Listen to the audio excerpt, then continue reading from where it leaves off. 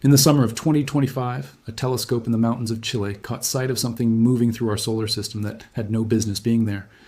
It was the third confirmed interstellar object in human history, a visitor from another star system entirely, passing through on its way back out into the galaxy. Astronomers around the world spent months tracking it, photographing it, sampling its chemistry with nearly every major instrument available to humanity. And in June 2026, a team of scientists published something in the journal Nature that changed how we understand exactly what we've been looking at. This comet, known as 3I Atlas, isn't just old.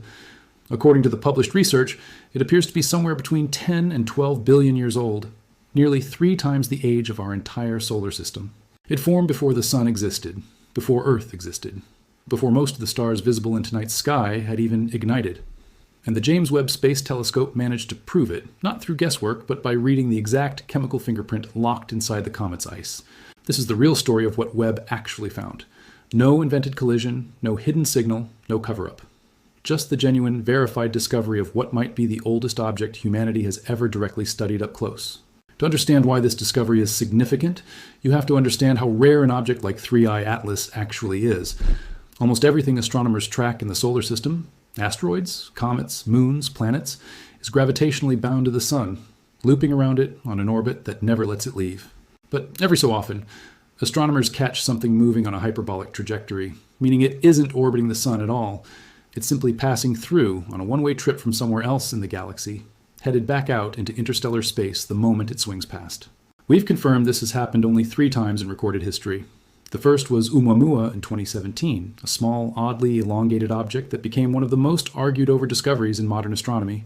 The second was Comet Borisov in 2019, which behaved more like a familiar comet, complete with a visible tail. The third, discovered on July 1st, 2025, was 3I Atlas, spotted by the NASA-funded Atlas Survey Telescope Network, the same system responsible for its name. From the moment it was detected, its trajectory made clear it wasn't from around here. It was moving at roughly 137,000 miles per hour when first identified, fast enough that by the time it swung past the Sun, gravity had accelerated it further, and by the time it left, it exited at almost exactly the same speed it arrived with. The signature of a natural object following the simple physics of gravity, not something under its own power. That alone would have made 3I Atlas a significant scientific event. What happened next, once the world's most powerful space telescope turned its attention toward the comet, turned it into something far bigger. Nearly every major space observatory humanity currently has in operation ended up observing 3I Atlas at some point during its 6-month passage through the solar system. And the reason for that scramble is simple. There would be no second chance. Unlike periodic comets that loop past every few decades or centuries, an interstellar visitor makes exactly one pass and then leaves forever, never to return on any timescale meaningful to human civilization. The James Webb Space Telescope, Hubble, the ground-based Gemini North and Gemini South observatories, and NASA's newer SPHEREx all-sky observatory all took turns studying the comet. So did spacecraft that had no scientific business observing a comet at all. Europe's JWST mission, on its way to study Jupiter's icy moons, and NASA's Psyche spacecraft, headed toward a metal-rich asteroid. Both interrupted their primary missions briefly to gather what data they could as 3I Atlas passed through their field of view. Mars orbiters from NASA, ESA, and China's space agency turned their cameras away from the Martian surface for a few days in October 2025 to photograph the comet as it made its closest approach to the red planet, a flyby distance of roughly 30 million kilometers, a genuinely close pass on a cosmic scale, though nowhere near a collision course and never a danger to Mars or any spacecraft orbiting it. That kind of coordinated, improvised observation campaign is worth appreciating on its own terms, because none of the hardware involved was built with this exact purpose in mind. The Mars Reconnaissance Orbiter's high-resolution camera, for instance, exists to photograph the Martian surface in extreme close-up detail. Boulders, dust devils, potential landing sites, not to track a faint, fast-moving object 30 million kilometers away. Repurposing it for that task required real ingenuity from the mission team on the ground, essentially turning a surface imaging instrument into an improvised deep space telescope for a handful of critical days. Similar improvisation played out across nearly every mission that managed to catch a glimpse of the comet, from solar observing spacecraft like Punch and Stereo briefly turning their attention toward the comet's tail, to the Lucy spacecraft, already en route to the Trojan asteroids near Jupiter, capturing images from nearly 240 million miles away. When that many independently operated instruments, built by different space agencies for entirely different purposes, converge on the same broad conclusions: a natural, gravity-consistent trajectory, standard cometary behavior, one unusual but measurable set of chemical ratios, that convergence is itself part of the evidence. It's not the kind of consensus that emerges from a single institution controlling the narrative. It's the kind that emerges when dozens of separate teams, using different equipment, different funding sources, and different national space agencies, all end up measuring the same thing. But it was Webb's spectroscopic instruments, tools built to break light down into its individual wavelengths and identify the exact molecules present, that ended up providing the discovery that mattered most. Back in August 2025, while 3I Atlas was still approaching the Sun, Webb's near-infrared spectrograph took its first detailed look at the gas surrounding the comet's icy core, the glowing coma produced as sunlight warms the surface and boils off its ices. What it found was, in some ways, exactly what scientists expected. Water, carbon dioxide, and carbon monoxide, the standard building blocks released by virtually every comet ever studied, including the ones that formed right here in our own solar system. But the ratios were unusual. According to the published measurements, roughly 87% of the total mass being released from the comet in gas form was carbon dioxide, compared to only about 4% water, with most of the remaining share being carbon monoxide. That's a strikingly different balance than what's typically seen in solar system comets, where water usually dominates the outgassing, especially at the distances from the Sun where 3I Atlas was being observed. A comet releasing that much carbon dioxide relative to water is effectively announcing something about the environment it formed in.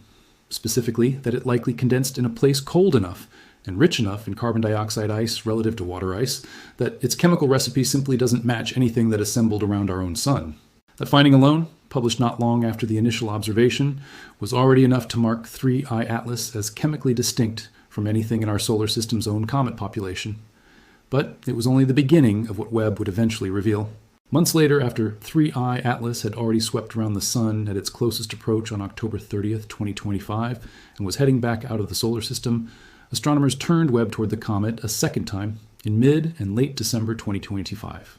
By then, the comet had been thoroughly warmed by its close pass around the Sun, and a significant portion of its ancient ice had been converted into a bright, active coma, ideal conditions for gathering an even more detailed chemical readout.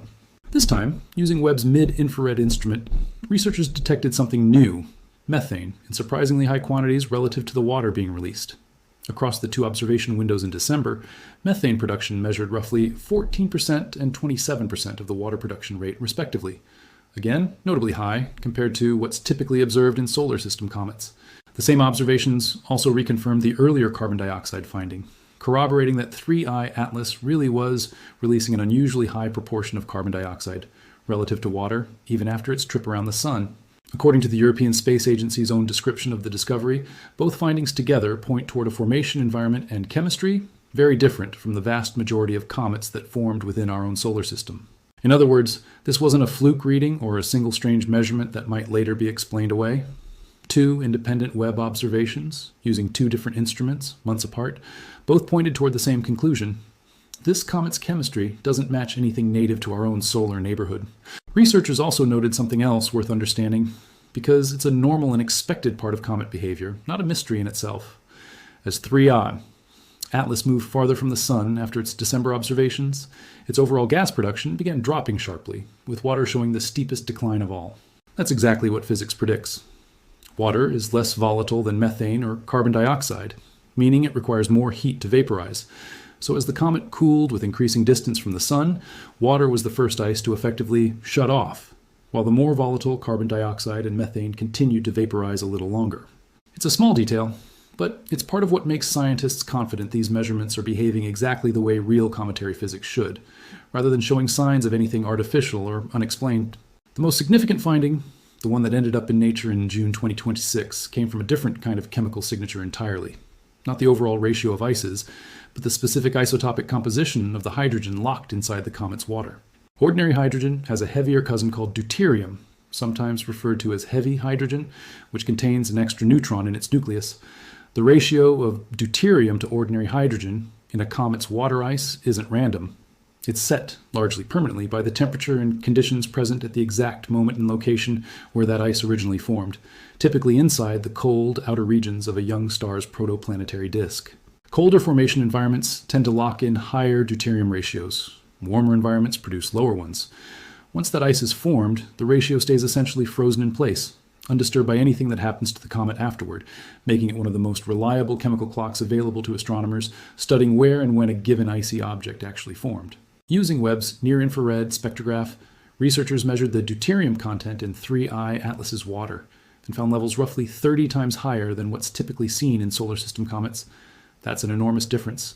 Not a marginal statistical anomaly, but a dramatic, unambiguous signal.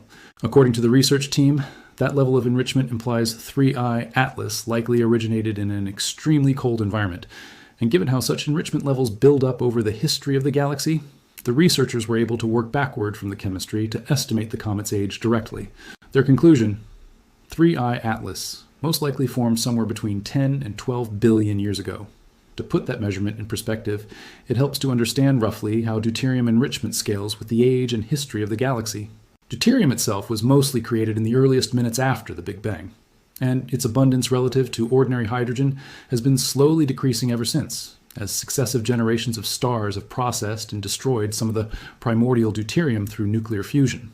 That means, broadly speaking, material that formed earlier in the galaxy's history tends to carry a higher deuterium signature than material that formed more recently, once several generations of stars had already processed and diluted much of the original supply. A measurement 30 times higher than typical solar system values isn't just unusual. It places 3I Atlas's formation squarely in an era of the galaxy's history that predates the vast majority of stars and planetary systems we know anything about, including our own. For context, our own solar system is generally understood to have formed around 6 billion years ago. That means 3I's own Atlas isn't just older than the Sun, the planets, and everything we've ever known. It's roughly 2 to 3 times older than our entire solar system, dating back to a period so early in the history of the Milky Way that the galaxy itself would have looked meaningfully different, with far fewer of the heavier elements that later generations of stars would go on to produce and recycle. It's worth sitting with what that actually implies about the object physically in front of us. Every comet in our own solar system, without exception, formed from material that was already enriched by billions of years of prior stellar activity. Earlier generations of stars that lived fused heavier elements in their cores and eventually died, scattering that processed material back into the galaxy to be incorporated into the next generation of stars and planets, including our own. 3I Atlas, by contrast, appears to have formed at a much earlier stage of that same enrichment process, when the galaxy had far less of that recycled material available. In a very real sense, its ice is a chemical snapshot of the galaxy at a stage of development most of what currently exists, including us, simply arrived too late to witness directly. If there's a genuine truth Webb exposed in this story, it isn't a hidden threat or covered-up signal. It's this: we've been visited, briefly and unknowingly, by a physical fragment of the early galaxy, material that has been drifting through interstellar space, largely undisturbed, for roughly twice the entire age of our solar system, before finally passing close enough for our instruments to study it directly.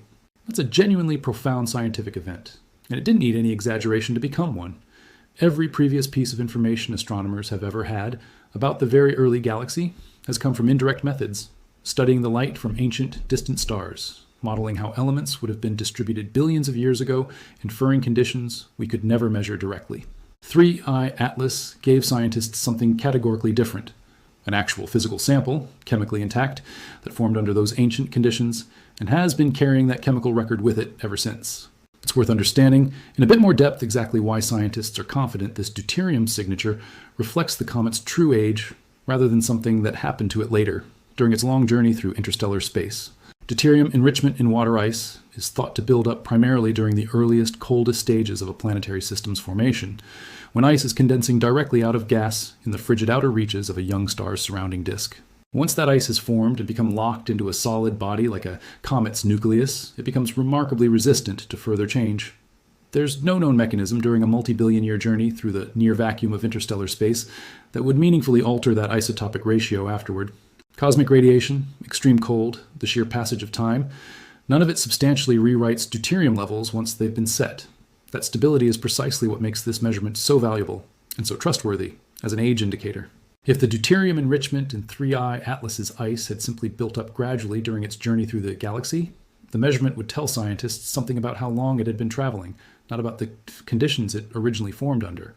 But because that ratio is understood to be locked in place at formation and essentially unchanged afterward, the extraordinarily high enrichment found in 3I Atlas reflects the environment of its birth, not the length of its journey since. In other words, this isn't a comet that's been drifting for billions of years and slowly picked up unusual chemistry along the way. It's a comet that was unusual, chemically, the moment it first formed, in a galaxy that looked very different from the one we live in today. 3I's Atlas isn't just interesting on its own. It's part of a growing, if still small, dataset that's starting to reveal something bigger about the population of objects drifting between the stars. Research published alongside the broader analysis of 3I Atlas estimated, based on a statistically significant brightness pattern detected as the comet, Earth, and the Sun briefly aligned in January 2026, that there is likely at least one object of comparable size to 3I Atlas within roughly 4.5 times the Earth-Sun distance from our Sun at any given moment.